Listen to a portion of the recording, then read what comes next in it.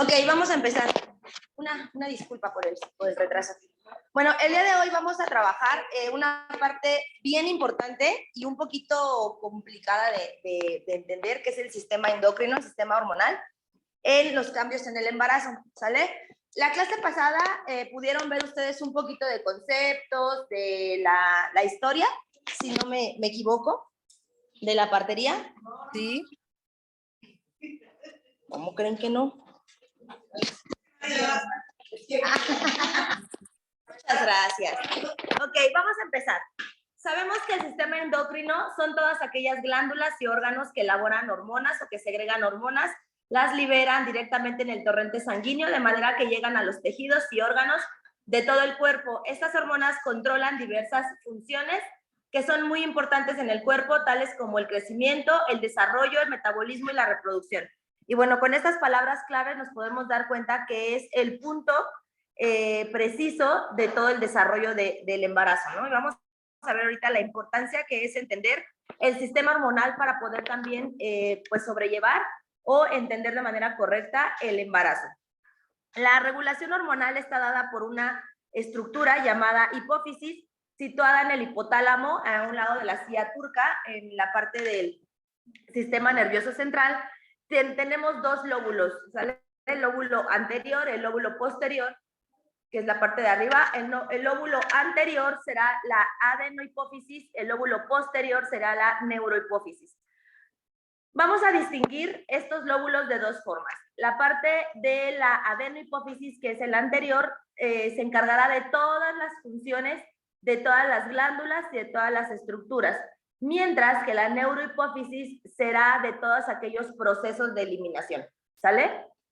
Y vamos a empezar. La adenohipófisis tiene, en primera instancia, segregando la hormona del crecimiento, que está de aquel lado donde está un huesito, ¿sale? La hormona del crecimiento, que obviamente va a desencadenar el crecimiento en cuanto a huesos, músculos y órganos. Posteriormente tenemos la hormona de la prolactina, que nos va a ayudar a la producción en la leche materna, ¿sale? Una de las importantes en este curso. Posteriormente tenemos la hormona LH, que es la luteinizante, que va a estar funcionando, segregándose en los ovarios, ¿de acuerdo? Posteriormente tenemos el producto final de los ovarios, que son los estrógenos y la progesterona. Enseguida tenemos la FSH, que es la folículo estimulante. Esta se da también en la parte de los varones, en el proceso de la formación del semen y los espermatozoides, con la segregación de testosterona. Enseguida tenemos la ACTH, que es la adenocorticosteroide, que esa se segrega en la corteza suprarrenal y esta regula lo que son las hormonas corticales. Enseguida tenemos, y por último, la TSH, que son las hormonas tiroideas, ¿sale? Dentro de las hormonas tiroideas tenemos T3, T4, ¿sale? Que son las que se inhiben en los procesos de hipotiroidismo y de hipertiroidismo, que propiamente también ya vieron ustedes un poquito o van a ver en patología, son procesos que no son compatibles o son de riesgo en un embarazo, ¿sale? Ahora sí, vamos con la neurohipófisis. La neurohipófisis tenemos la ADH, que es la vasopresina, que también se regula en los riñones, y la oxitocina, que la vamos a encontrar, bueno, muy implícita en el día de hoy, ¿sale? De hecho, es de la que vamos a hablar un poquito más. Y también tenemos ahí en la parte de la vasopresina, que es la hormona diurética. Es muy, muy importante esta parte en el proceso de la eliminación urinaria. Y bueno, vamos a enfocarnos en la oxitocina. La oxitocina viene del griego oxis, que quiere decir rápido, y tocos, que se refiere a nacimiento, conocida por este motivo como la hormona del parto y la lactancia. ¿Sale? Se produce por los núcleos supraóptico y paraventricular del hipotálamo, es liberada a la circulación a través de la neurohipófisis, ejerce funciones tales como ser neuromoduladora en el sistema nervioso central, regulando, modulando comportamientos sociales, sentimentales, patrones sexuales y la conducta parental. Por ende, en el estado del embarazo se ve aumentada y por eso todas las emociones o la paciente embarazada se ve tan sensible o tan lábil en esa situación. Se presenta mayormente cuando el individuo experimenta sensaciones altamente agradables, ¿sale? Lo que es la parte de la excitación, Ajá, aquí se segrega mucho. Y aquí nos empezamos a ver, a identificar un poco, ¿no? Y sobre todo, y obviamente las mujeres, lo que son en las etapas menstruales y en las etapas del embarazo, el parto y hasta el puerperio, ¿no? La mala regulación y el mal conocimiento de esta hormona va también a desencadenar parte de lo que se le llama la depresión postparto, ¿sale? Al estar tan lábil la paciente, le es imposible inhibir esta sensación de control o de autocontrol sobre su conducta, sobre sus patrones sexuales, sobre los patrones sentimentales y obviamente sobre los comportamientos sociales, ¿no? Y vemos un comportamiento bien claro cuando nace un bebé, toda la atención es, ¿y cómo está el bebé? Y, ay, qué bonito y todo, ¿no? Y a la paciente ni siquiera le preguntan, oye, ¿cómo te sientes? ¿A ti cómo te fue? O sea, es muy marcada la separación, ¿no? De igual forma con los hermanitos, aquí tiene mucho que ver también que la mamá está muy emocionada por el nuevo bebé y que hay todo para el bebé y tenemos el síndrome del hermano desplazado, ¿no? También esa situación. Entonces, la oxitocina nos llega a jugar papeles muy extremos a las mujeres porque no, a veces tanta excitación y tanta felicidad que siente inhibe un poco esa parte de la conducta, aquí lo dice, la conducta parental, ¿no? El saber que realmente tenemos como mamás, ya de 2 o más hijos, la capacidad, o debemos de tener la capacidad de realmente distribuir esa oxitocina para 3 bebés, no nada más para uno, ¿no?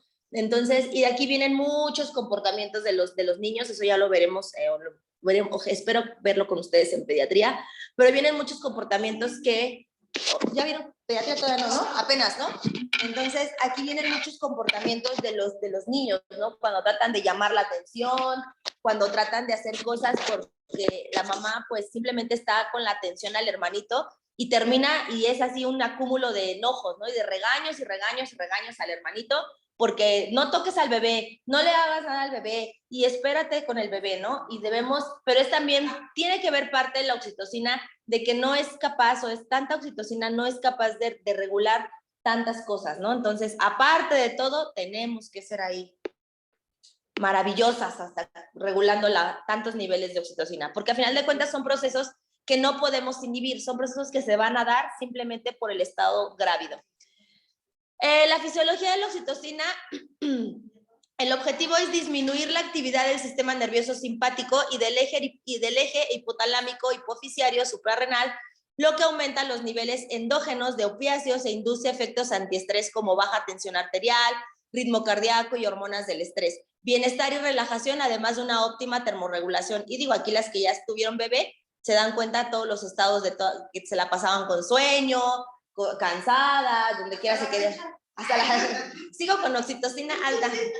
No, entonces aquí también viene que al ser una hormona de límites, tenemos límites muy extremos, ¿no? De repente estamos muy así emocionadas, y, ay, sí, todo, y de repente me siento cansada, me quiero dormir en todos lados, la paciente llega, y de aquí hay una palabra muy clave del embarazo. Toda paciente embarazada maneja tensiones arteriales bajas. Y aquí esto es algo bien importante, se lo van a encontrar muchísimo. La tensión arterial baja no es un estado patológico propiamente. Se vuelve un estado patológico cuando se combina con una función emocional. ¿Por qué? Porque precisamente al tener la tensión arterial baja no quiere decir que la paciente requiere medicamento XX, sino todos los síntomas que vienen atrás de ella, ¿no? Como son el ritmo cardíaco bajo, el estrés, la relajación, el cansancio en su momento, o a veces hasta se tornan hasta frías, o sea, no termorregulan bien, ¿sale? Entonces, y empezamos con el de, es que a mí, yo sufro, ¿padece alguna enfermedad? Sí, se me baja la presión, ¿no? Y no es propiamente un estado patológico, sino es un estado normal y completamente fisiológico de la paciente embarazada. Y ese es uno de los principales estados que debemos de aprender o debemos de enseñar a nuestras pacientes, que es normal el sentirse así. Su cuerpo está sufriendo cambios, ¿no? ¿Qué pasa a nosotros cuando nos cambiaron, trabajábamos toda la vida en la tarde, en la noche y de repente nos pasan a la mañana? Pues todo el día te sientes cansado, fatigado, a mí hasta fiebre me da, la verdad. Entonces yo me siento muy mal. Y realmente, pero no es porque necesite medicamento en ese momento o sea un estado patológico, sino es un cambio al que se está sometiendo, ¿no? Entonces es importante que nuestras pacientes, cuando las abordemos en un control prenatal, a temprana edad, como es en el primer trimestre, en las primeras semanas de las primeras semanas del embarazo, le digamos, mira, va a ser completamente normal que te sientas cansada, estresada, relajada. Simplemente hay que mantenernos bien hidratadas porque aparte las infecciones de vías urinarias te provocan o te exaltan esos malestares. Las que han tenido por ahí infección de vías urinarias se sienten completamente cansadas, es un estado letárgico y es aparte del dolor y la molestia, ¿no? La disuria va de la mano. Entonces, debemos de empezar si nosotros hacemos entender a nuestras pacientes sobre estos síntomas, vamos a disminuir muchas visitas a urgencias. ¿De qué es que me duele la cabeza? Sí, es normal, hija. ¿Por qué? Porque también empiezas con náuseas, te la pasas vomitando desde temprano, no toleras ningún alimento. Es obvio que tu cuerpo está reaccionando de alguna forma para compensar ese cambio, ¿no? Y aquí viene la parte en que ya actualmente el embarazo, ustedes no sé si ya lo vieron un poquito en la historia que les platicó la maestra de la clase pasada. ¿No? Ya me contaron, pero bueno. Se ha dejado de concebir, y lo vamos a ver un poquito después, se ha dejado de concebir el embarazo como un estado de satisfacción, como un estado de disfrute. Ya el embarazo se ha visto como algo parte de la sociedad y que bueno, pues ya está, pues ya ni modo, hay que sacarlo, ya no se ha disfrutado como tal. Y al estar así, pues obviamente las hormonas se inhiben, ¿no? Y de aquí vienen tantas cosas socioemocionales que les puedo platicar desde depresiones en el embarazo, desde rupturas amorosas, separaciones de pareja, porque realmente no se ha podido llevar o no podemos educar o no hemos sabido educar a nuestras pacientes para decir, mire, ya estás embarazada, ya lo que haya pasado, ya ni modo, ya pasó, ¿no? Como haya sido, ya pasó. Los únicos casos que yo, o para mi pensar, tendrían justificación de tener esas emociones al límite y esos casos son las agresiones sexuales, ¿no? Porque realmente esos casos sí nadie los pidió, ¿no? Entonces, ahí es donde yo digo, te puedo permitir esos estados de ira, esos estados de tristeza, esos estados de locura en su momento, ¿no? Porque qué horror ha de ser esa parte, ¿no? Entonces, y de ahí trabajamos a las pacientes desde un punto de vista diferente. Pero cuando fue un embarazo consensuado, cuando fue un embarazo que a lo mejor no creías quedar embarazada a los 14, 15 años, ¿no? Decías, es que es mi primer novio y le voy a dar la prueba del amor, ¿no? Pero no creías quedar embarazada, pero ya pasó exactamente, tu nivel de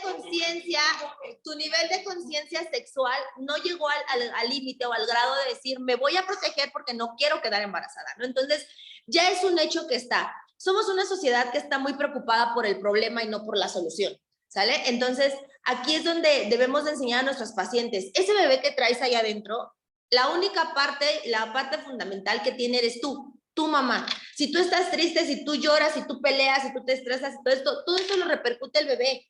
Y son trastornos que actualmente vemos en TDAH, hiperactividad, en muchísimas cosas, ¿no? Que te preguntas y dices, pero es que ¿por qué mi hijo? Entonces, ¿por qué no te preguntas y te haces un estudio introspectivo y dices, ¿cuántas veces le hablé a mi bebé mientras estaba en mi panza? ¿Cuántas veces le puse música? ¿Cuántas veces le dije, mi amor, te quiero mucho, es lo mejor que me ha pasado en la vida? Y no estuviste diciéndole, ay, por tu culpa tu papá no está con nosotros, ¿no? O por tu culpa tu papá, o sea, muchas cosas, ¿no? Entonces, son cosas tan insignificantes que de verdad han repercutido mucho en nuestra niñez y la parte pediátrica, muchísimo. Y en la parte emocional, ¿eh? Porque como yo les digo, tienen un bebé, o sea, y se acaba el mundo desde la parte de pareja, ¿no? Y no, o sea, lo dicen diversas historias y diversas teorías que en pareja venimos y en par nos tenemos que ir. Entonces, o solo venimos, no, solitos no. Muchas teorías, no nada más dejaron a una sola persona, ¿no? Sino se pobló todo a partir de una pareja o de dos, desde la parte animal, desde muchísimas cosas. Y cuando se tiene un embarazo no planeado, un embarazo no deseado, se pierde esa parte y se entra en un estado a veces hasta egoísta de decir, no, ya soy yo y mi bebé y nadie más va a entrar, ¿no? ¿Pero por qué? ¿Por qué tiene que ser así? ¿No? Entonces es muy difícil y la oxitocina y el no saber manejar la oxitocina, el no saber explicarle esos cambios a tu paciente repercute totalmente, y lo vamos a ver, y espero que algún día tengan la posibilidad de estar en un alojamiento conjunto o en una hospitalización de ginecología. Se van a dar cuenta, a veces los bebés literal no se llevan con sus mamás, o sea, no les caen, lloran y lloran y lloran y lloran y lloran con las mamás. ¿Por qué? Porque simplemente no hubo ese lazo, no hubo esa conexión. Es como cuando estás en la casa de alguien y hoy todo el mundo te tira, te sientes incómodo y no te da ni hambre, ¿no? O sea, ni sentarte a comer. Entonces... Lo llegué a ver más en privados que en noviembre. Porque en noviembre sí. Párate, mija, dale de comer a tu bebé. Y yo, ay, mi hija va a jugar, porque no puedo. Sí, el vínculo es más se enfocan más en su dolor, ¿no? O a veces separan al vínculo, en los privados separan al vínculo, y es muy raro, sí es cierto. Cuando yo trabajé también en los privados, era muy raro quien te decía, déjame a mi bebé, ¿no? No te lo lleves. Hay que... Ajá, en otras, ay, sí. Entonces, hay diversos puntos. Con esto podemos entrar en controversia muchísimo tiempo, porque dices, ok, entró en una etapa, en un trabajo de parto que es cansadísimo, un trabajo de parto cansadísimo, pero a final de cuentas, si te prepararas... Hola, Tona. ¿Qué pasó?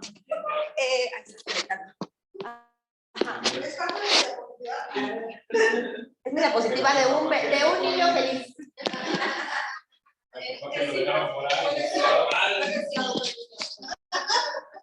Ok, espero que los de en línea sigan con su presentación, por favor. ¿Me confirman? No, se desconectó todo, ¿no? ¿Se desconectó todo? Sí, sí, dijo que se acabó la sesión.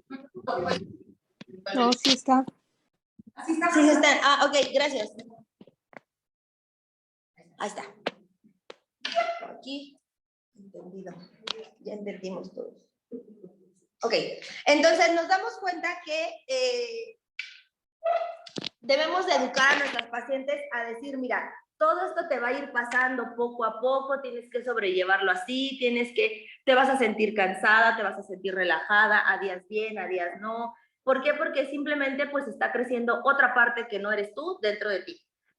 Así de fácil. Entonces, debemos de volver a concebir el embarazo como un estado satisfactorio, como un estado como debe de ser, ¿no? De dar vida, de dar otra vida, y desde como plantas una plantita, una maceta, y empezarlo a regar, empezarle a abonar la tierra, empezar a nutrir, todo, ¿no? O sea, podemos hacer muchísimas analogías con esto, pero afortunadamente o desafortunadamente aquí es una vida, y va a ser un ser que se va a desarrollar en una sociedad en la cual actualmente la niñez necesita mucho amor, mucho amor. Nuestra actual niñez necesita mucho amor, y lo vemos en muchísimos ejemplos, y eso viene desde el embarazo, desde que ya las pacientes también, la otra cara de la moneda, ¿no? Las que tenemos que trabajar todo el día, porque simplemente la dinámica económica o la dinámica social así te ha orillado.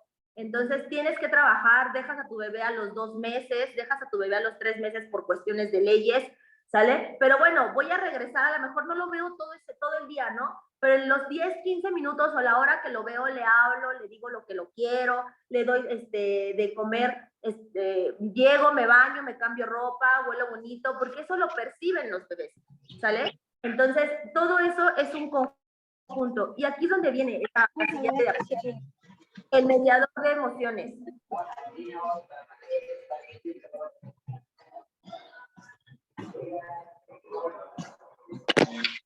Digo,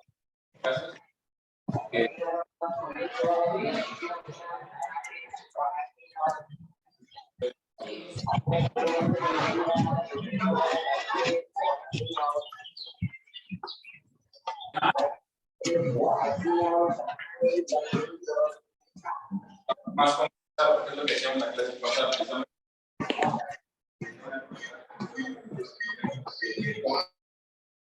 Para enseñarles qué es lo que puede pasar, qué es lo que pueden tener, muchas cosas, ¿no?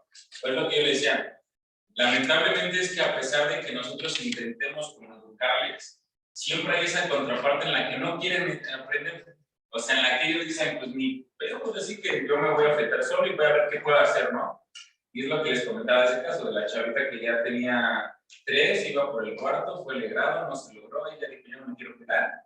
A mí me gusta el sexo y va, ¿no? O sea, por quien sea y cuando pueda y a la hora que se pueda. Exactamente. De 12 años, ¿no? O sea, y tú dices, o sea, No, sí es cierto eso que dices. No, es como es una madeja de problemas, una madeja que no sabes por dónde empezar, ¿no? Si por la casa, la educación sexual, la sexualización actualmente también de la niñez. O sea, no sabes por dónde empezar. Tenemos diversas puntas de los problemas que dices que todas recaen en el mismo punto, los embarazos no planeados a temprana edad, ¿no? y lo peor es que vienen de la mamá que también se embarazó. Exactamente, que ya se están normalizando esas conductas en decir, es que mejor para que a los 30 ya no tengas nada que hacer, ¿no? Y en lugar de que tengas un hijo, tengas un hermanito, ¿no? Ajá, entonces, y empiezas a preguntarte de nuevo, ¿cuál es la edad óptima, no? ¿Cuál es la edad adecuada? ¿En qué momento es? Exactamente, porque, ajá, porque por ahí me podrán decir, yo la verdad lo tuve a los 15 años, sí padecí, pero qué bueno, porque ahorita ya se cuida solo, se hace todo solo y yo puedo salir y hacer lo que yo quiera, ¿no? Y podemos decir la otra cara de la moneda, las que ya tenemos más de 30 y no tenemos hijos, o sea, ni de chiste, ¿no? O sea, la pensamos 4 veces, la pensamos 5 veces, porque dices, qué terror cambiar tu dinámica de vida y que estás acostumbrado a llegar y hacer lo que tú quieras por esa parte, ¿no? Entonces, y te pones a decir, bueno, entonces, ¿cuál es la correcta, no? Pero realmente no hay un lado correcto y un lado incorrecto, simplemente que si ya tienes la situación, ahora afróntala y hazlo bien, ¿no? Haz lo mejor que puedas. Yo siempre les digo a mis pacientes, por ejemplo, cuando, ¿han mandado un mensajito? ¿Todo bien? Ah, ok. Yo siempre les digo, observo, no tanto les digo, observo las situaciones, ¿no? Aquella mamá, aquel papá que no estaba pendiente, el hijo le decía a papá, mira, es que tengo novio, tengo novia, o sea, no les hacían caso, no había esa evasión, pero salen embarazadas y ya no dejan que la pareja se acerque, ¿no? Entonces dices, esa doble moral, ¿qué pasó, no? Entonces, esa parte a mí me causa un poco de conflicto porque digo, ya está el problema, pues entonces sigue apartándote para que se empiece a crear ahora la responsabilidad, ¿no? Porque ahí los abuelitos dicen, yo ya sufrí porque mi hijo o mi hija va a sufrir. Exactamente. La solvencia económica para darle ciertas cosas a mi nieto y mi nieto no va a padecer. Entonces, todo esto lo estábamos tratando la semana pasada, así literal, rápido, en resumen, así fue, ¿no? Y es lo que yo les decía, pues sí, pero se enojan con el papá de la criatura y dicen, no, tú no sirves para nada, eres una basura. Y sí, hay algunos que no sirven para nada, ¿no? O sea, la verdad es que también hay veces que tanto hombres como mujeres elegimos mal. Esa es la realidad, sincero. Pero es lo que digo, ¿y cuándo entra la responsabilidad de ser papá? Exactamente, es que nos seguimos viendo cuando somos papás o tenemos esta situación como un concepto individualista y ya no es así, ya deberíamos de dejar ese concepto individual en que yo no tuve esto, yo no tuve aquello, sino ahora ¿qué voy a hacer? Ya no soy una sola persona, ahora somos 2, ¿no? Entonces es muy complicado porque aparte lo que les digo, el amor que se sentía. Bueno, ellos se cuestionan a la mujer, pero cuando eres hombre, ya no eres 1 ni 2, ahora son 3, si estás bien con tu pareja. O sea, porque yo me acuerdo que, o sea, yo tuve un hijo a los 21, ¿no? Y, no, la verdad es que, no, o sea, para mí no, o sea, Ya no sé qué. yo empecé a trabajar muy chico, desde los 12 años, en los 12 años en la familia. Entonces, o sea, al final de cuentas, o sea, yo siempre lo dije, aprendes a que si no tienes trabajo, no tienes con qué comprarte tus cosas, ¿no? Así es. Cuando ya estás en ¿Me vas a favor ir a buscar al profesor? tema de papá o que vas a tener un hijo, o sea, yo siempre le digo a mis amigos que tienen hijos, o sea, definitivamente cuando eres papá, le buscas hasta de barrendero si tú quieres, para poder, o sea, si quieres, para brindarle lo mejor, no las mejores comodidades, pero si algo para que tu hijo y tu esposa o tu compañera o tu arrejuntada estén bien, ¿no? En algunos casos, Sí. que hay otros que, por ejemplo, tengo una compañera en el trabajo que yo le decía, güey, ese nada más quiere embarazarte y se va a ir. No, es que es el amor de mi vida. Ojo crítico. Le dije, no, vas a ver, ¿qué pasó? Se embarazó al final. O sea, y el güey se sigue drogando, no le da ni para acompañar, o sea, nada. Entonces, al final ya terminan siendo esas situaciones que también ya cuando eres papá te vas dando cuenta de lo que tus papás te decían. ¿No? Que con tus papás te decían, aguas porque así no son las cosas, le estás haciendo mal. Exactamente, pero no tenemos esa, creo que ese punto que están tratando, ese punto que tratas es definitivamente en la educación y en el criterio que formas en tus hijos, ¿no? En que, ok, nos dan literal una oportunidad, bueno, ya la regamos, una segunda oportunidad, ok, pero si en esa segunda oportunidad, en esa tercera oportunidad, en esa cuarta oportunidad, seguimos sin formar exactamente la capacidad de que, ok, tú dices, yo a mis 20 años tuve que, a ver, ¿cómo? Porque de cierta forma,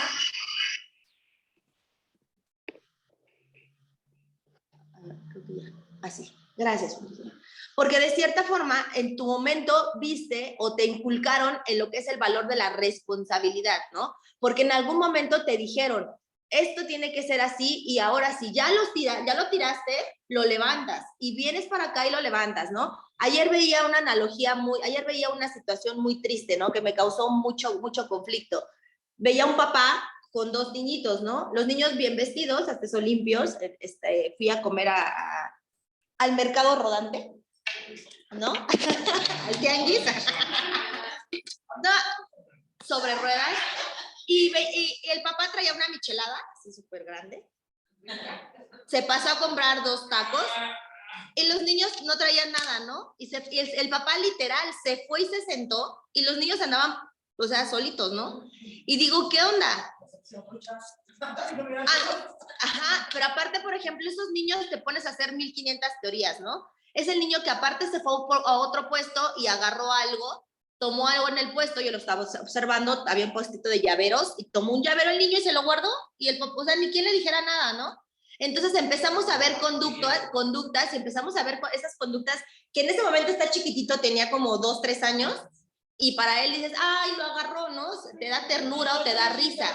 Pero empieza a crecer ese bebé y ese niño sin límites, ¿no? Sin que alguien le diga, a ver, ven acá, ¿qué agarraste? No, suéltalo, esto no es tuyo, ¿no? Entonces, es un contexto bien preocupante porque, ok, ese papá no sé qué dinámica tendrá, pero definitivamente, introspectivamente, él no sabe lo que es la responsabilidad. Todavía esa edad y después de 2 hijos, no sabe qué es la responsabilidad y es muy preocupante porque son 2 personas que ya sabemos cómo van a terminar tal vez, ¿no? Ojalá y nos equivoquemos, pero si no les enseñan límites, es muy difícil. Y aquí viene esta parte del mediador de emociones, ¿no? Se considera también esta hormona como un mediador y un controlador de las emociones. ¿Hasta dónde realmente embarazada puedo hacer, ¿no? ¿Qué tanto me debo de estresar? ¿Qué tanto me debo de preocupar?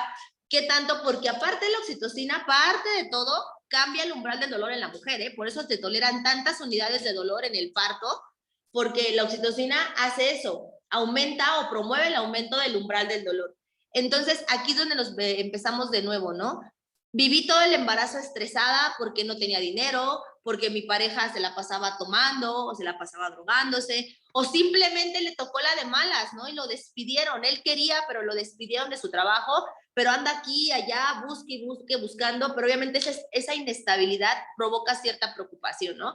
Entonces, ¿cómo mediar o cómo controlar esos estados de preocupación y estrés que en algún momento definitivamente pues le van a perjudicar al bebé, ¿no?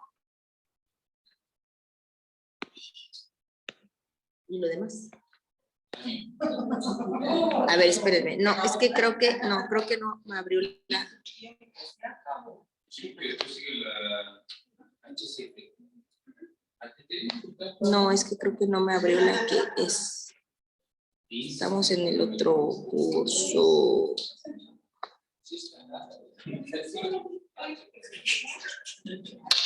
En la plataforma sí se ve, sí, bueno, sí, Es la completa, ¿no?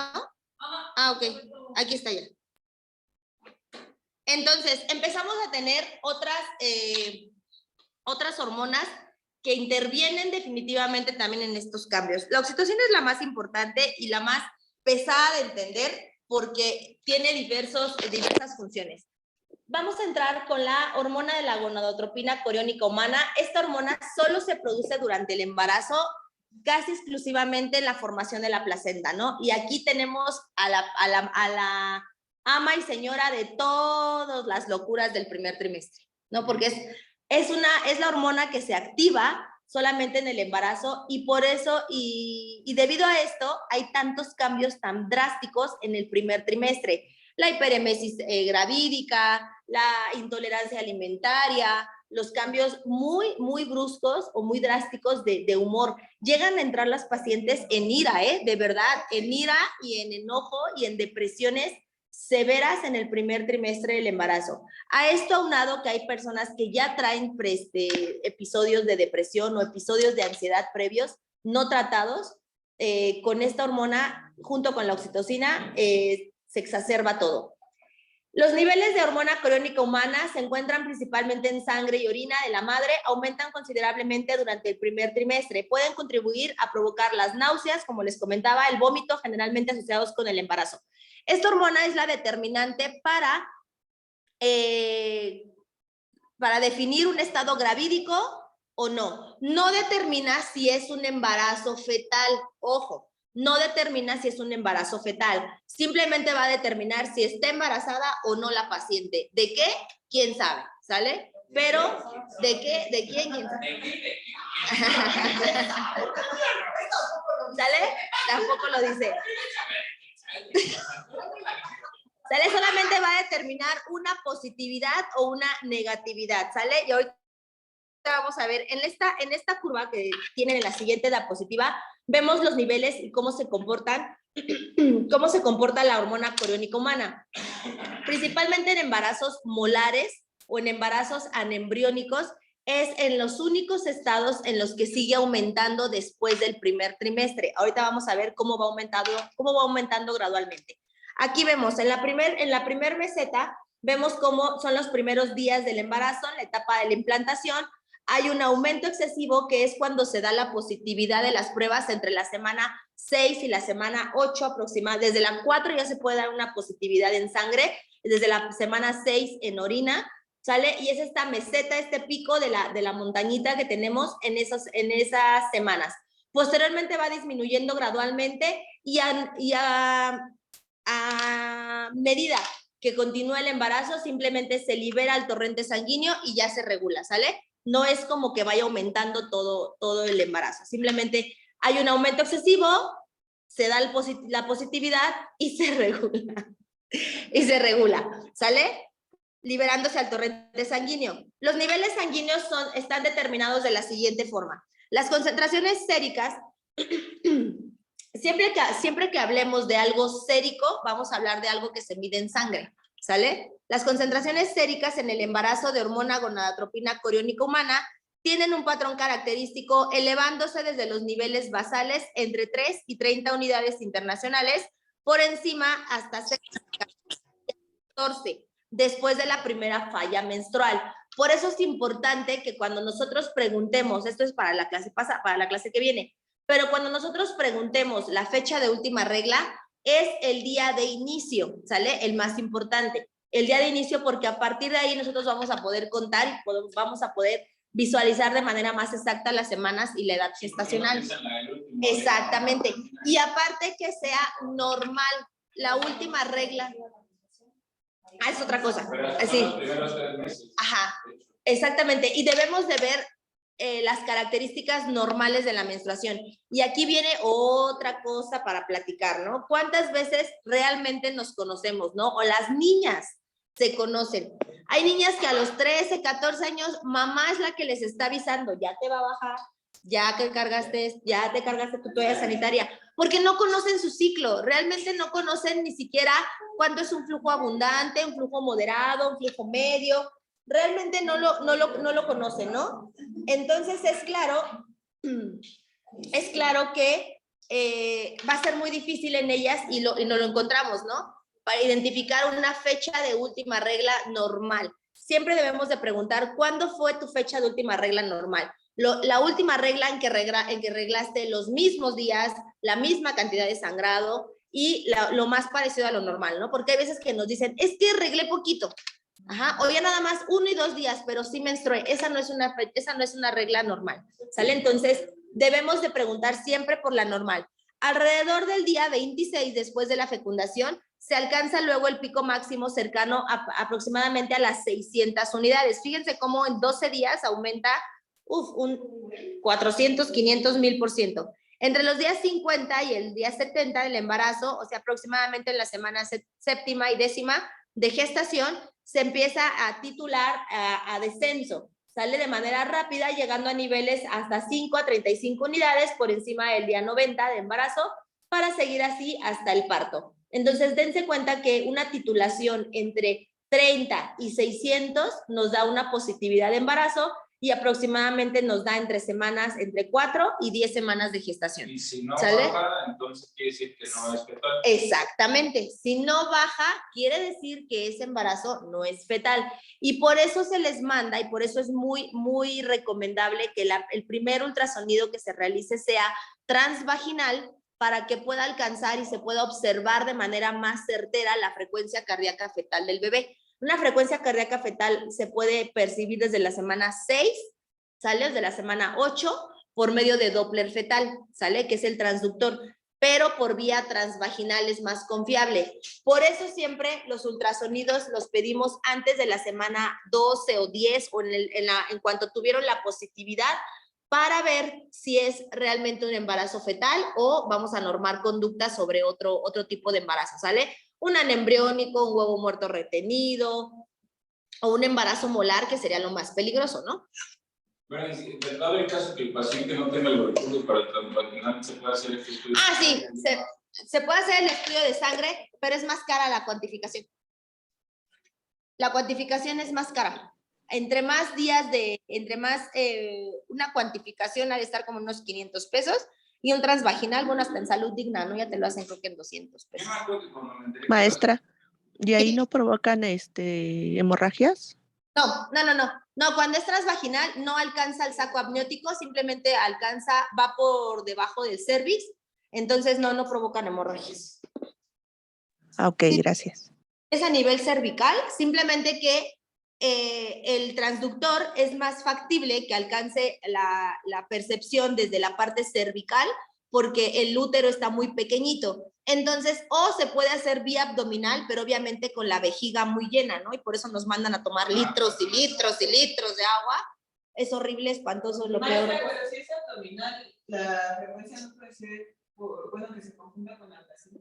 No, porque la placenta se empieza a desarrollar mucho después. No, la frecuencia se puede percibir desde abdominal o transvaginal, pero yo siempre solicito un transvaginal para que sea más certero. Porque, por ejemplo, en el abdominal luego te mandan corroborar ultrasonido en 2 o 3 semanas, ¿no? Para corroborar frecuencia cardíaca fetal. Y a lo mejor ya te reportas 6 semanas y transvaginal ya se pudo haber visto. Entonces, si no fuera así, a lo mejor a la semana 9 la paciente ya te regresa sangrando, porque a lo mejor no era un embarazo fetal, ¿no? Era un embriónico o un huevo muerto retenido. Entonces, siempre el primer ultrasonido yo lo recomiendo transvaginal, ¿sale? Dentro de las 48 horas posteriores a la expulsión de la placenta, la hormona desaparece del torrente circulatorio, ¿sale? Esto quiere decir que en estado no grávido no hay hormona gonadotropina coriónica humana, ¿sale? Simplemente en estado grávido.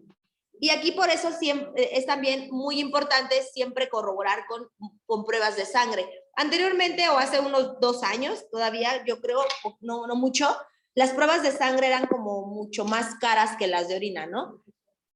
Ahora ya están casi igual que las de orina, entonces, y realmente son más factibles. Una prueba inmunológica de embarazo siempre va a ser más factible que una prueba de orina, una prueba casera, ¿sale? Yo siempre les mando las de sangre para confirmar cualquier estado. Y bueno, otra hormona es la lactógeno de la placenta humana, que es la HPL. Esta hormona, también conocida como somatomamotropina coriónica. Nunca he podido pronunciar esa hormona, discúlpenme. Somatomatropina coriónica humana, es producida por la placenta, y bueno, de aquí toda la parte etimológica de la hormona, soma de cuerpo, y la parte de la terminación, ¿no? Tropina. Es producida por la placenta, proporciona nutrición al feto y estimula las glándulas mamarias como anticipación a la lactancia. Aquí hay algo también bien importante. este lactógeno, todos los que son lactógenos, los que son lactatos, vienen derivados del músculo, del ciclo de la glucosa, ¿sale? Entonces, aquí viene la importancia de la glucólisis y la glucogénesis, exactamente. Entonces, de aquí viene toda la parte de la alimentación adecuada de la embarazada, ¿no? ¿Cuántas veces, o yo creo que muchos de nosotros solamente comemos 2 veces al día por cuestiones laborales o por lo que ustedes gusten y manden, y la embarazada piensa que al estar embarazada puede seguir su régimen igual?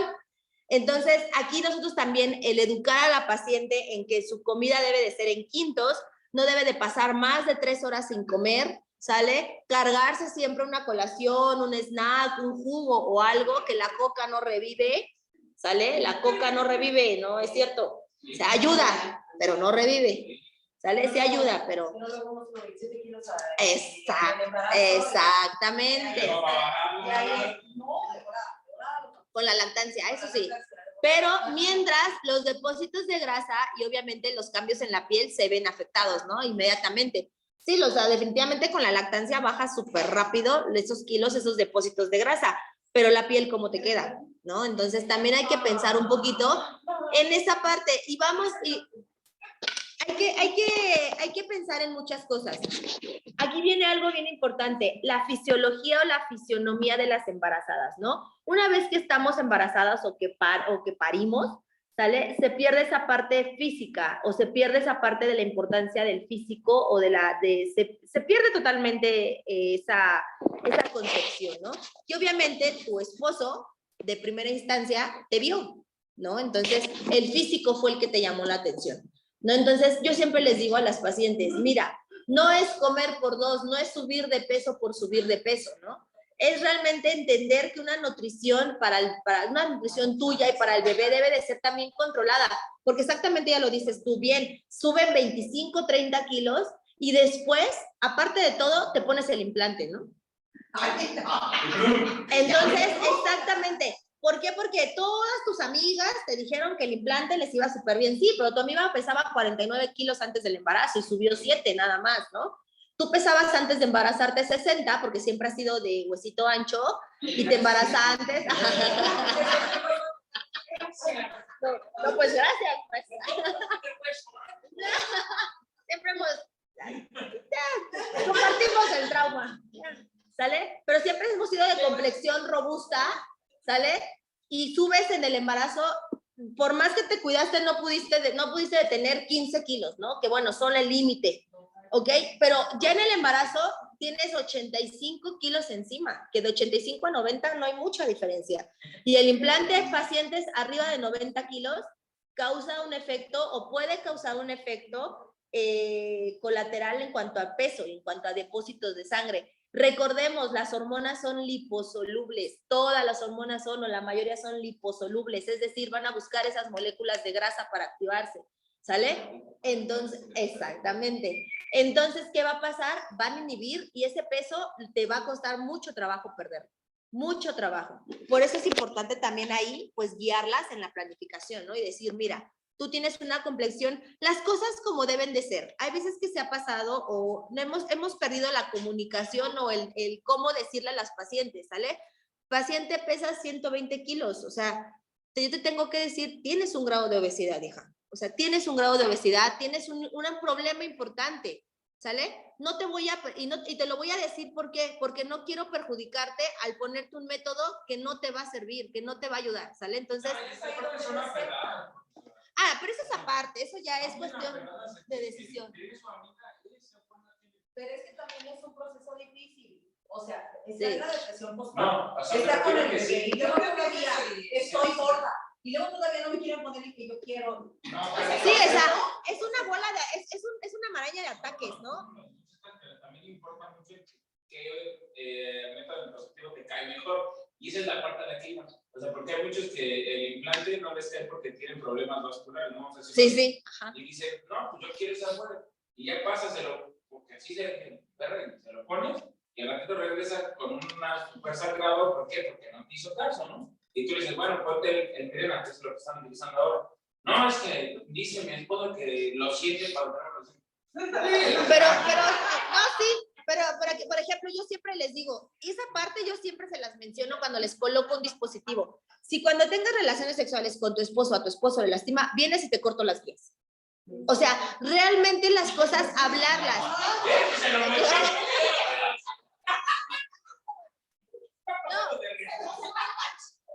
Recortamos las guías, ¿no? Porque hay veces que ni siquiera saben la estructura del dispositivo. Ay, Tona. Contigo no se puede. ¿Sale? No conocen la estructura del dispositivo. Piensan que nada más es la parte de la T, la que se va a quedar en la parte interna del útero y que no hay más allá de, ¿no? Entonces decirle, mira, hija, tu dispositivo se conforma de dos partes, la parte que va a estar intrauterina y las guías, ¿no? Que van a servir en el momento del retiro. Obviamente se deja una parte, algunas tenemos un canal, un extremo más largo, un extremo más corto entre la parte cervical y el canal vaginal, sale que aunque es músculo elástico, el tramo o la parte de la longitud puede diferenciar. Entonces, ¿qué pasa? O por ejemplo, cuando está la involución uterina, el cervix llega a descender un poco más de lo normal, ¿sale? Exactamente, entonces acorta la longitud vaginal y cervical y es obvio que esas guías así las dejes a 1 centímetro del borde del cervix, probablemente en la relación sexual las vaya a sentir el paciente. Pero ¿qué pasa? También las mujeres tenemos secreciones y tenemos un flujo vaginal normal, ¿sale? Esas guías están diseñadas para que ese flujo vaginal reduzca la textura de las guías, ¿sale? Entonces, ¿qué pasa? Simplemente explicarle, mira, dile a tu esposo que lo tolere un poco, porque es que es la verdad, o sea, también aquí ha habido mucha desinformación en la parte sexual, ¿no? Y decir, no te lo quites, mira, aparte de que traes 4,000 pesos adentro del útero, o sea, y por desinformación vas, y yo siempre se los digo a las niñas, te vamos a poner un dispositivo, pero por favor, no vengas a los 3 meses a retirártelo. Ese dispositivo que traes vale 4,500 pesos. Exactamente. Pero ¿qué pasa? Yo siempre les he dicho, si ustedes informan a sus pacientes, de verdad que las pacientes entienden. Si tú les das información y armas, sí entienden. Tengo una duda. Hace mucho estaba leyendo un estudio donde decía que no se debería de colocar después de que estuvo el parto, ¿no? Decía ahí que porque pues, todavía está muy inflamada la zona y que entonces hay una mala colocación, es una mala praxis, entonces ahí vienen cuando empiezan con esta situación de que lo sienten, de que cuando tienen su menstruación pues se les bajan las guías, y no sé qué. Y entonces, hablando con un ginecólogo de ahí del hospital, él decía que le valía más ese estudio, ¿no? O sea, que él decía, ahorita y es ahorita porque para mí está ya abierto y es más fácil la colocación, que después de hacerla venir después de su cuarentena y no va a venir. ¿no? Exactamente, ese es el problema. El problema es que si no la pones físicamente, muy difícilmente la pones. Es que ahí ya viene la parte estadística, ¿no? Ahí ya nos metemos en la parte estadística, en decir, de 50 que ponga, de 50 métodos que ponga, que se queden 30, pues por lo menos, ¿no? Porque aparte, una cosa es la parte de la molestia, la relación sexual. Otra cosa es cuando se salen los dispositivos, ¿no? Porque obviamente al estar todavía en aumento de volumen el útero, tiene exactamente, es como un globo, ¿no? Literal. Entonces, obviamente, el dispositivo es muy chiquitito respecto al tamaño del útero y el cervix llega a estar todavía muy, muy lábil, el tejido se sale, ¿sale? Pero, ¿qué pasa? Prefiero ponérselo exactamente ahorita, que bueno, es una moneda al aire, pero es una moneda al aire que puede que caiga con más porcentaje de que se quede, porque yo estoy corroborando que ya se fue con método. Sin en cambio hacerla que regrese, o sea, ya no regresan. Por más. Lo correcto sería No, lo correcto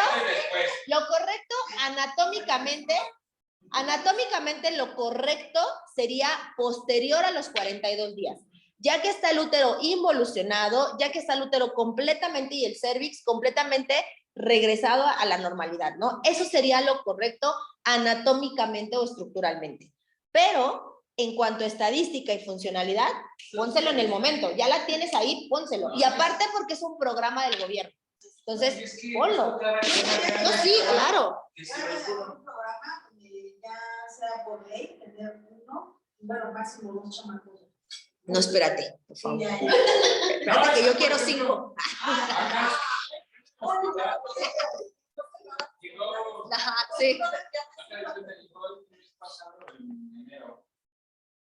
O sea, como en enero, yo creo que se la atendió y todo, ¿no? Y ya pasó. O sea, fue muy sonado ese caso porque aparte la señora se se escuchaban todos los quirófanos. Y bueno, mi señora, ¿no? Era chavita, tenía como unos 19, 20. Yo ya 5, ¿no? No, espérate, entonces pasó. Entonces no sé si no se pudo aguantar la calentura del marido, o ella, no sé qué sucedió. Claro. 9 meses o 9 meses. No, de verdad que no.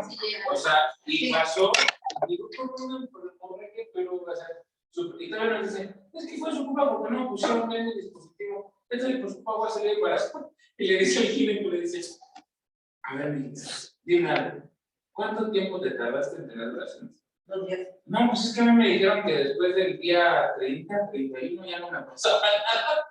Y yo dije, o sea, no te aventas, o sea, yo dije, te aventas, güey. O sea, todo el mundo de mujeres dije, ¿quién te dijo eso?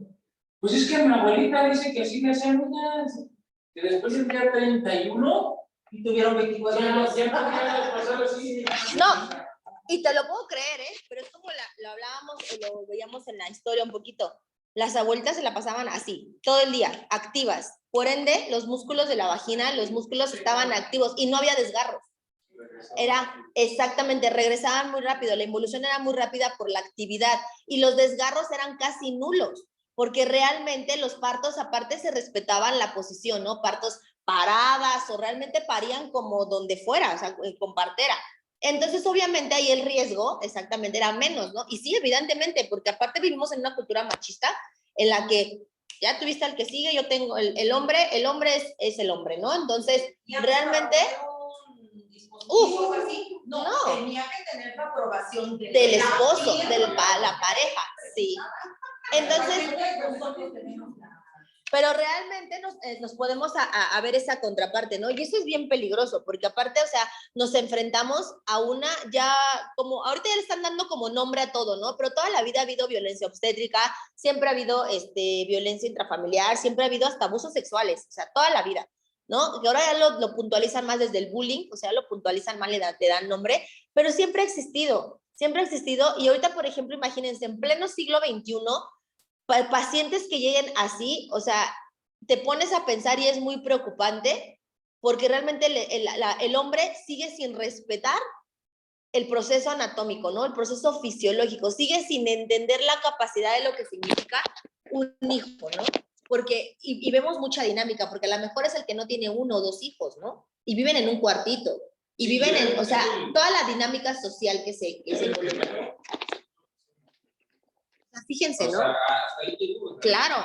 Legal, o sea, ella casi nos demandaba a todos los que estamos ahí, porque decía que había sido una iatrogenia nuestra o una mala praxis, porque se supone que nosotros no les brindamos la información ni los cuidados necesarios o adecuados para ella. Sí, una hístero, claro, porque el desgarro, o sea, los desgarros son... Porque aparte te cuenta que dicen, o sea, la muchacha ya después, o sea, tuvo esa parte como de confianza, porque me tocó ya después estar ahí un poco en recuperación, y nos decía que su esposa aparte era como bien pinche salvaje, y yo les decía a mis compañeros, este güey de los que diario ve porno y piensa que es actriz porno su señora y le quiere dar como si de verdad la fuera más a... No, es lo que les digo, o sea, son grados grados de agresión sexual que se han normalizado, ¿no? Ahí está, y como este caso te creo completamente, o sea, los tenemos en cada unidad, y es preocupante, porque imagínense una paciente a los 18 años, no sé cuántos tenga, 17, con un bebé y una histerectomía, o sea, el caos hormonal, el caos social, el caos personal, ¿no? Que te causa. Y realmente que después aparte, o sea, todavía tengas que, lo que se dice ahora entre comillas y mal, cumplir como mujer, ¿no? O sea, esa parte está muy... Pero seguimos por la sociedad machista. Y ya no me sirves, Bueno, deja eso.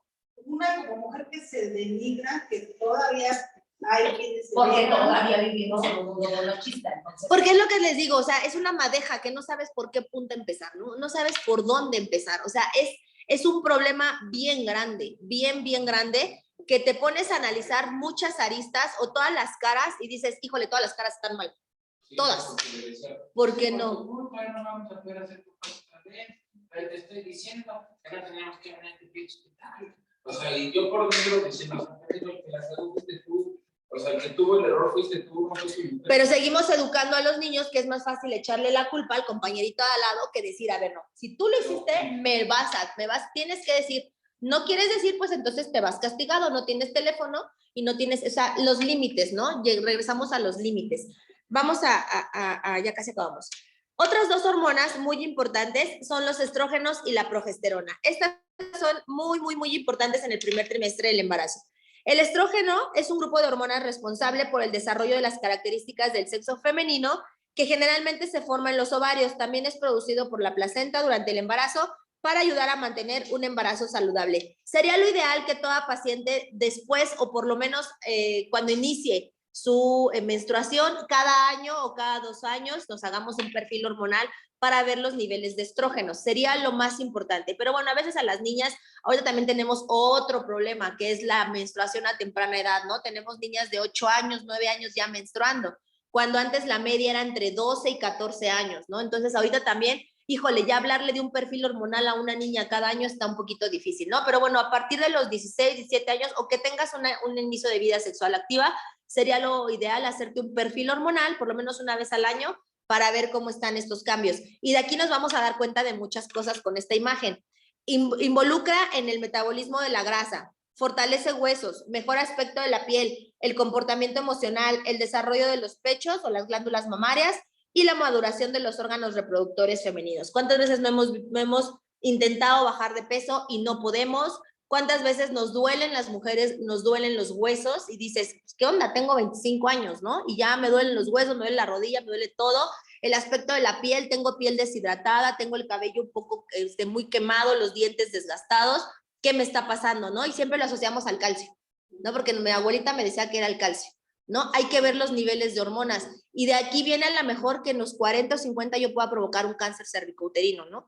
Y vemos las partes, ¿y por qué? Porque, por ejemplo, en las pacientes que ya tienen alguna neoplasia, son características y rasgos físicos bien, bien, bien marcados. Pérdida de peso, desgaste de huesos, desgaste físico de la piel, es una piel seca, una piel deshidratada, ¿sale? Y obviamente son pacientes muy, muy delgaditas que tienen esos rasgos por inicio de neoplasias, ¿no? Entonces, tendremos de también fortalecer la cultura de la prevención femenina, ¿no? Un poco. Y por último tenemos la progesterona. Esta hormona es producida principalmente en los ovarios y la placenta durante el embarazo. La progesterona estimula el engrosamiento de las paredes del útero a fin de prepararlo para la implantación del óvulo fertilizado. Esta hormona es ideal para el tratamiento de amenazas de parto prematuro, amenazas de aborto, perdón, amenazas de aborto en el primer trimestre del embarazo. Por eso es que se mandan a las pacientes con sangrado, con dolor o con algún dato de aborto o de indicio de aborto, la progesterona, para que el útero se engrose en su parte endometrial y obviamente atrape y favorezca más la implantación embrionaria. Por ahí las que hayan tenido un embarazo, que en algún momento les reportaron un hematoma retroplacentario, la progesterona es muy bueno para absorber esos hematomas retroplacentarios. Entonces, obviamente también aquí viene otra parte, ¿no? Que creemos que el embarazo es como comer chocolates, ¿no? Y que no involucra dinero. La progesterona es un poco cara, vale más o menos como 600 la cajita, 400 la cajita. Ajá. Nada más mandó una postada.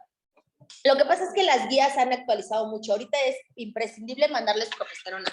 Por lo menos, si ya tuviste una amenaza de aborto, por lo menos las primeras 12 semanas. O sea, yo te tendría con progesterona por lo menos un mes. ¿Sale? Si ya tuviste esa amenaza de aborto. Si no, mínimo 10 días. Lo que pasa, se absorbe el hematoma y se implanta bien el embrión, aparte del reposo, ¿no? Porque a veces que, por ejemplo, el reposo, ok, te mantiene limitada en la actividad física, pero por dentro mi sistema sigue débil.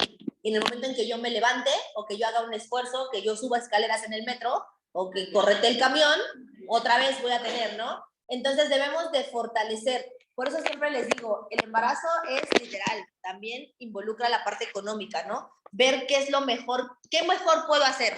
Siempre yo les digo a mis pacientes, veo pacientes con partos prematuros o con complicaciones de prematuros, que lloran mucho por culpa, ¿no? Porque esa parte de es que si yo me hubiera cuidado, es que si yo hubiera esto, si yo hubiera otro. Entonces, ¿por qué no fomentar la cultura de hacer todo lo posible para que si lo que va a pasar, pase, pero no tengamos nosotros ese sentimiento, ¿no? Porque aparte, ok, nosotros tenemos ¿qué pasó? Ay, no espanten. Ay, pues sí, pensamos que lo estabas esperando. Ah, es que me toca con ellos acá, ¿no? Por eso. ¿Sale? Entonces, ay, no sean celosos, tóxicos. Ahora, ¿qué horas?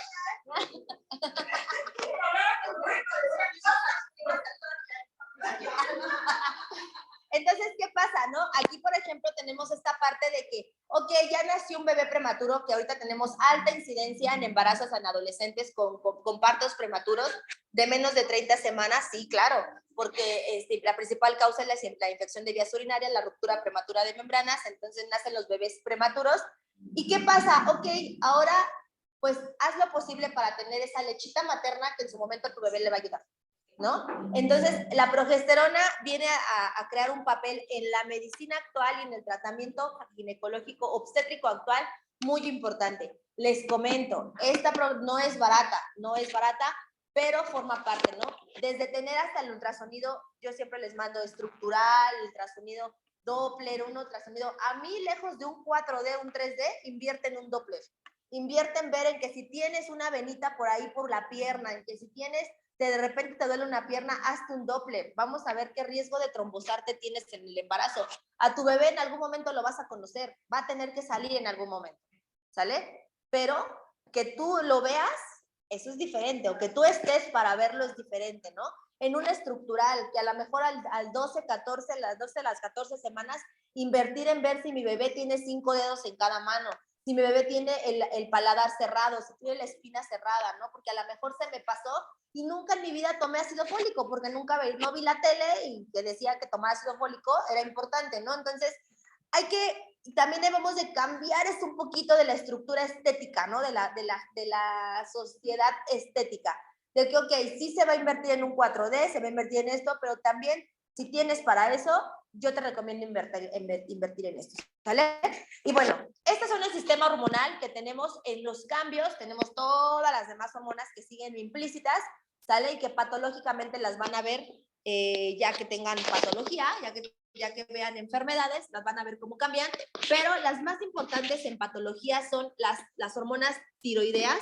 Pacientes con hormonas, con hipertiroidismo o con hipotiroidismo, deben de tener un control estricto exactamente, porque el embarazo con hipotiroidismo y hipertiroidismo, la principal complicación es la restricción en el crecimiento intrauterino excesivo y obviamente que no se logren esos embarazos, ¿no? Entonces, debemos de, les repito, por lo menos toda mujer, un perfil hormonal deberíamos de hacerlo para ver cómo están los niveles, ¿no? Que si tienes esas manos frías toda la vida, que si te sientes cansado, hacerle caso a esos síntomas un poquito, que no siempre nada más es cuestión de vitaminas, ¿no? Que a lo mejor por ahí algo te está jugando chueco, alguna tiroidea o algo así, porque recordemos que el estrés también inhibe o repercute directamente en la segregación de hormonas. Entonces, ¿cuántas de nosotros no hemos estado sometidas a estrés diario y 24/7, ¿no? Entonces, realmente sí sería bueno, creo que lejos de, aparte de métodos anticonceptivos, de cambios de control prenatal, la prevención hormonal en la mujer deberíamos de echarle un poquito más de ganas o debería haber más programas en las que esa detección nos disminuiría muchísimo el riesgo de complicaciones. Muchísimo. ¿Sale? Y por ejemplo, la progesterona estaba viendo todos son de 100 y 200 miligramos. O sea, la dosis que se les tiene que mandar más o menos. O sea, 200 miligramos. 200 cada 24 horas. Es diaria, no es cada 24 o 100 cada 12. Sí, porque, o sea, hay una que cuesta 818, hay unas de 500 pesos, 300, pero por ejemplo hay una de 400 que es Geslutin. El Geslutin es la más común. De progesterona es entre 15 perritas de 400 miligramos y cuesta 1,301. Y hay inyecciones que también son caras. Pero las inyecciones son para otra cosa. Ojo, las inyecciones son para otra cosa. O sea, nada más no son como las perlas sí, o las tabletas. Las son tabletas, no deben ser tabletas. Tabletas, sí, las perlas y las inyecciones son para otra cosa, ellos son para otros grados, de otras complicaciones. Porque acuérdense por el grado de absorción de los medicamentos, tanto intramuscular como vía oral. ¿Sale? Digamos que se lo manda por un mes o más de un mes, tendrá que pagar los 818, le trae las 30. Sería lo ideal. Pero eso es en un caso en el que, por ejemplo, valoramos a las pacientes. Si es una paciente de menos de 25, de menos de 30 años, que es su primer embarazo, dentro de lo que cabe, bueno, está en una etapa menor a 12 semanas, tuvo un sangrado porque, pues sí, literal se cayó, ¿no? O sea, accidentalmente, pero lleva sus controles o algo así, con 10 días o 15 días es más que suficiente. Pero si es una paciente que ya es recurrente en infección de vías urinarias, ya es recurrente, pues sí, mándalo 30 días y pues que sea lo que el señor quiera, ¿no?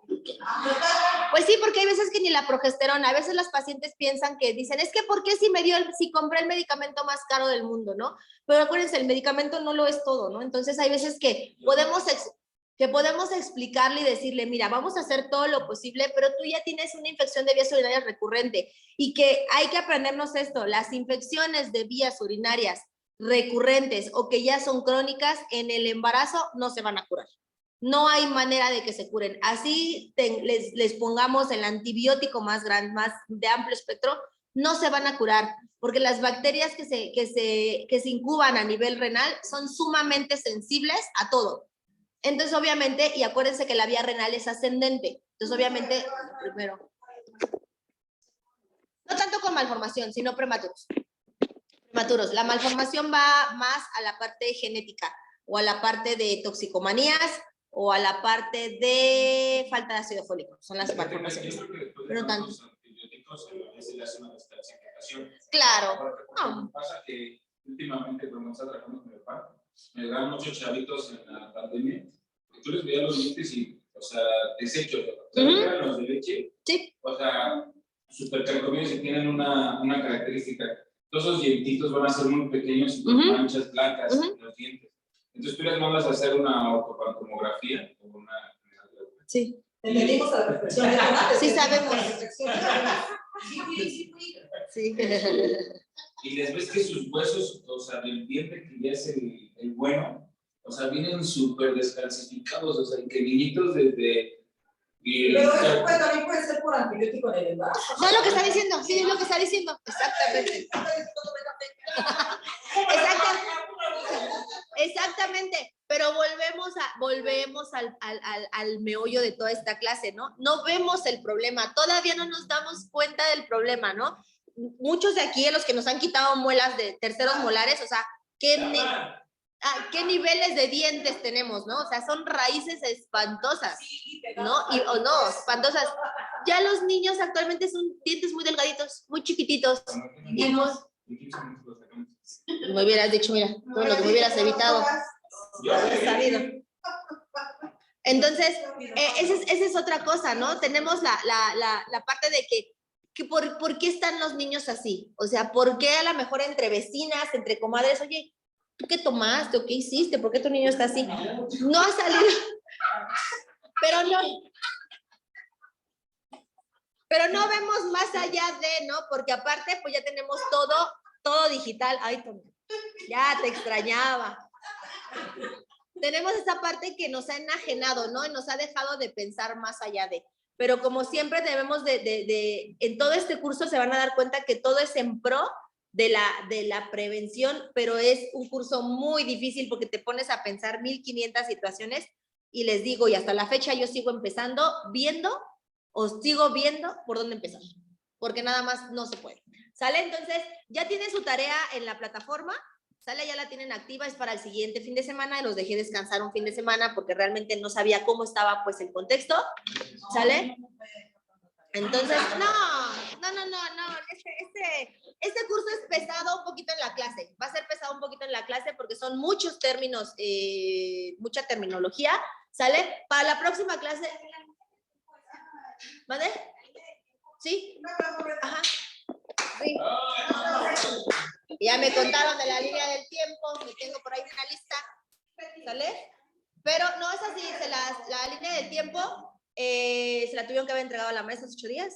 No, es que apenas la Es que apenas activaron. Ah, no, entonces tiene fecha, ¿no? Tiene fecha de...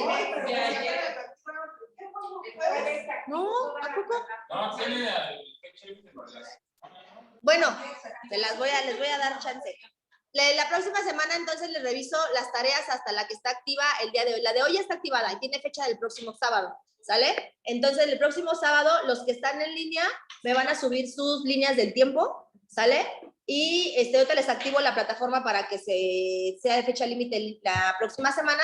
Y bueno, los que están aquí presencial, les reviso aquí presencial la tarea, y los que están en línea. Sí, en presencial aquí reviso en libretas y en línea los reviso en plataforma, ¿sale? Por favor, para la próxima clase necesito que todos tengan a la mano un calendario, ¿sale? Un calendario anual, un calendario ya sea del 2022 o del 2023, no importa.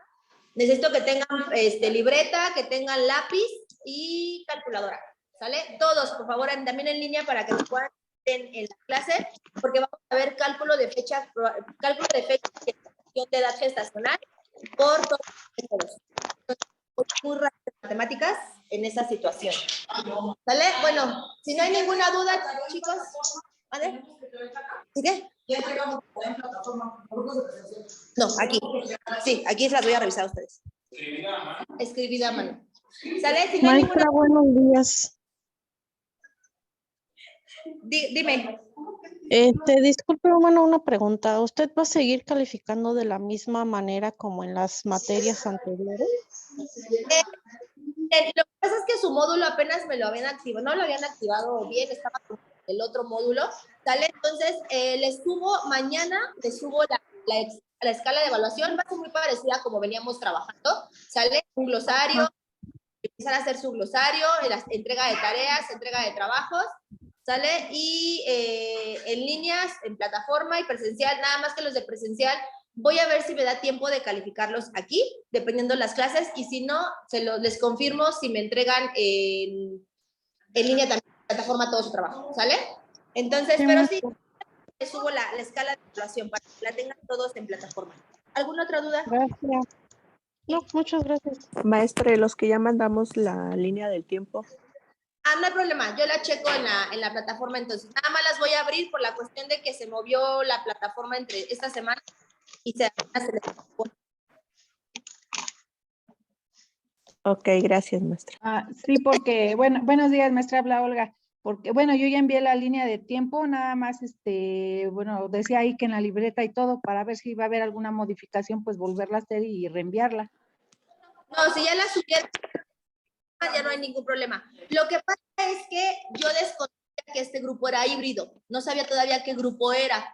Entonces apenas ya identifiqué que es mi grupo de híbrido de antes.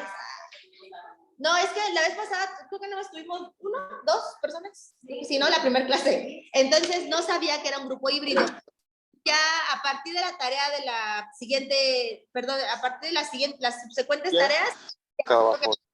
forma seguro, ¿sale? Los dos en tercer sillón están. Ahí. Bueno, está bien, maestra, gracias. Este módulo dura, si no me equivoco, 4 meses. Ellos acá. Cuánto y administración.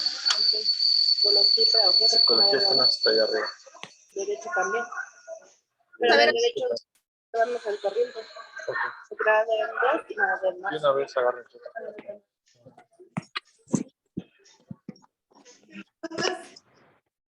bueno, vámonos.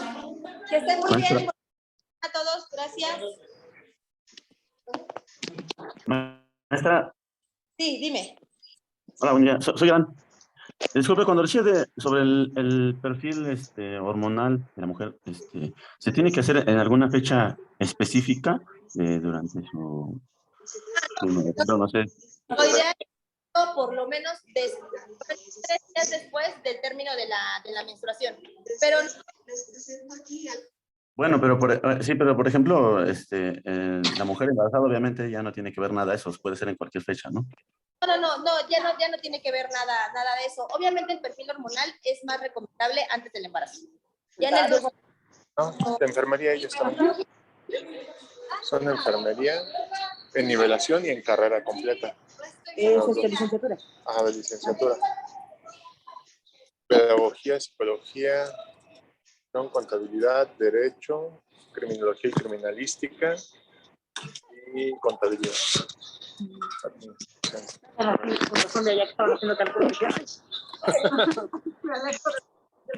Sí, aquellas son de contabilidad que están en estadística.